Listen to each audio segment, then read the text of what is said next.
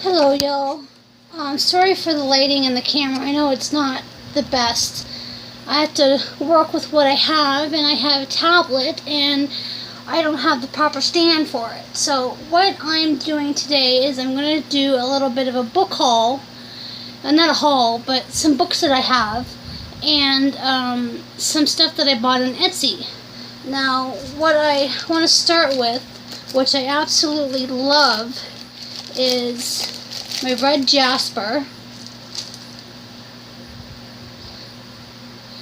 I know you can't really see the lighting. I know you can't really see it. Sorry about that. Let me just... How's that? There we go. Red jasper. And then I got 4 of these little candle holders. I got 2 of these. And then I got a goddess one. And I got one for the horn god. And I got, it's not out of the package yet, but I got an altar cloth with the triquetra symbol. I love that symbol. I don't know, there's something that it calls to me that I absolutely love. Madame Von Trinket on Etsy, she makes these wonderful, wonderful pendants. And I don't know if you can see it. It's a blue agate. I don't know if that's the proper term for it. And it comes with a chain. And it comes in this beautiful little packaging. So you can't see my face. I also got from, I think it's Morning Sunshine, or Ivy Sunshine Beads. Just hold on a second. Let me just get it out of the package here.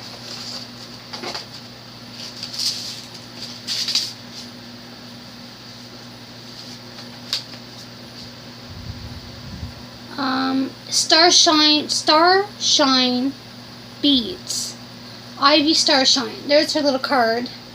And it comes in this fabulous little box. It's a pendulum.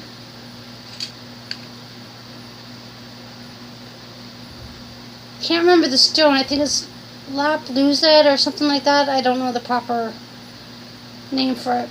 But it's helped me on numerous occasions. I've had it for a while.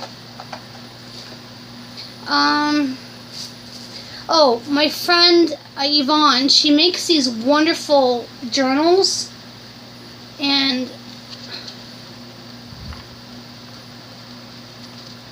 this is handmade. And what I'm going to use it for is for my herb collection, for different incense I make and herb combinations that I come up with once I get herbs. Now, also, to all my friends, my lady friends, I bought you all these cute little dragonflies for good luck and prosperity. I got the jump rings right here that I'm going to put on them so you can put them on necklaces, keychains, whatnot. So that will be sent to you sometime in mid-September, October. Now, the first book I ever received or ever bought that was magical, I bought it at a place called Sacred... Oh, what's it called? Sacred something. And it was... I just looked backwards in my tablet, but it's Practical Candle Burning Rituals by Raymond Buckland. I was gifted by my friend Melanie some books, and this was one of them. It's a cute little book with different types of gemstones and minerals and whatnot. Also, she gave me this one, which was Making Spells and Charms, a practical guide to simple spell weaving by Sally Morningstar. I haven't had a chance to look at it yet, but it's got wonderful glossy images.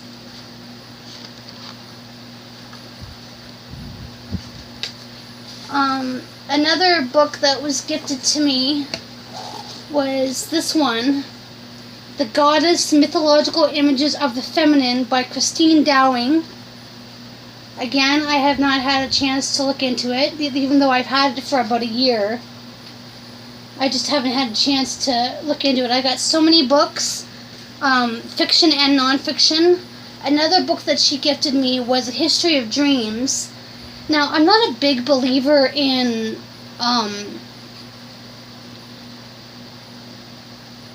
dream ecology, I guess if that's what you want to call it, reading your dreams.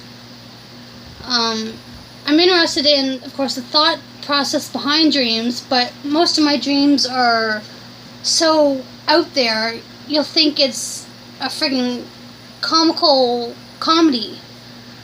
Second book I bought was, I'm sure pretty much everybody has in their library, Wicca, A Guide for the Solitary Practitioner by Scott Cunningham. Love this book. I got this, which is kind of cute. It's the Magical Household Spells, Rituals for the Home by Scott Cunningham and David Harrington. It's got different kind of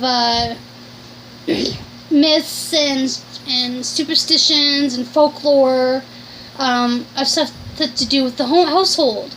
And there's even a section with animals. For example,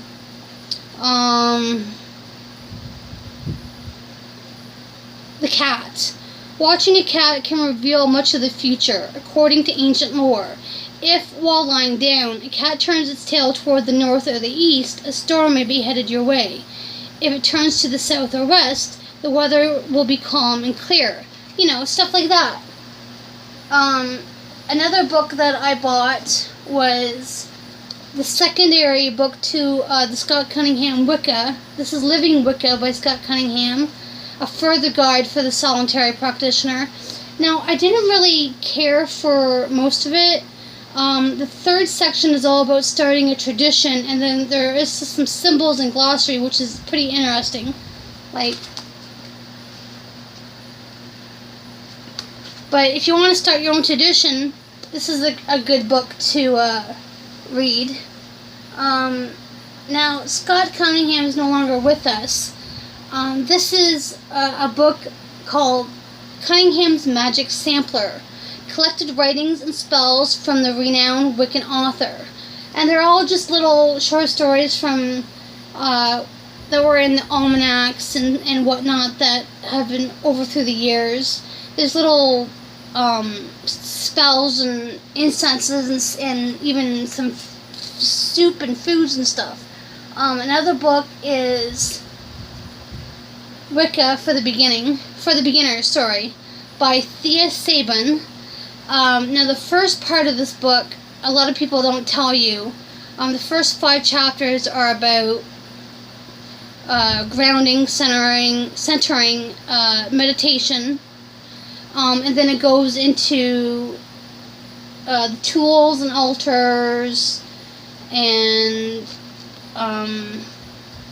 the elements, getting to know your gods, the holidays, and putting what you've learned to use and whatnot. Now, this is a common book that most people have, or have seen anyways, is The Big Blue. Buckland's Complete Book of Witchcraft, the classic course in Wicca for 25 years. Now, I've been trying to read this for the last 3 years.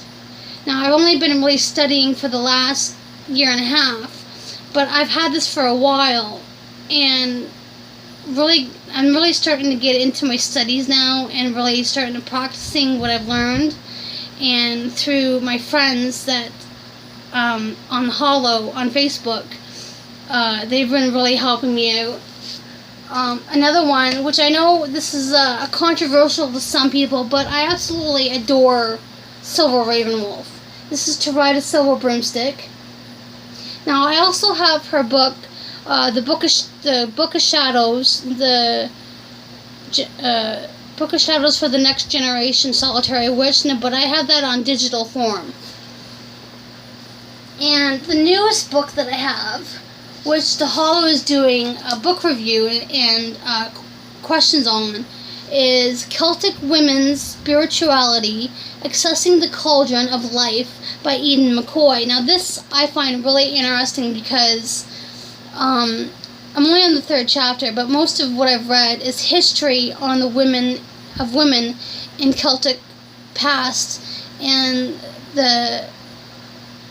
how they were seen in spiritual view, and there's also meditations and what else is in here? There's a basic ritual format, opening and closing circle, which is normal, but the meaty portion of it is the warrior and her goddess entering the Sheila na gig, which is a goddess of the Celtics, of the Celtic tribe. The Celtic triple goddess. I'm sorry, I'm tripping over my tongue. The threefold blessing group ritual, the Virgin, the Mother, the Crone, the art of ritual drama, the divine servant, magic and witchcraft, the feminine Celtic shamanism, and whatnot. So that is basically, I think, it. I have a couple other books on digital form. I have The Witch's Bible by Steve and Janet Farr. I have a hard time pronouncing my R's. And I had The Witching Path. I can't remember who that's by. And I think that's about it. That's all my books so far. I got a huge list. I got 2 pages of books that I want to get from watching, witchy hauls, witchy book hauls, and, other videos on YouTube. But that's, the video's already at over 12 minutes. I'm sorry, guys.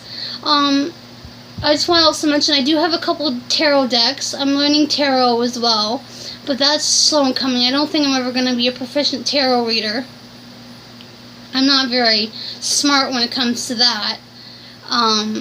But I need to get a beginner's deck to learn more of to learn the intuitive reading. That's what I want. That's my goal for tarot reading. But I don't think that's ever going to be one of my strengths in the craft. But I just want to wish everybody, hope everybody had a great Lunasa, and hope everybody is enjoying their weekend, and you all have a wonderful day. Blessings.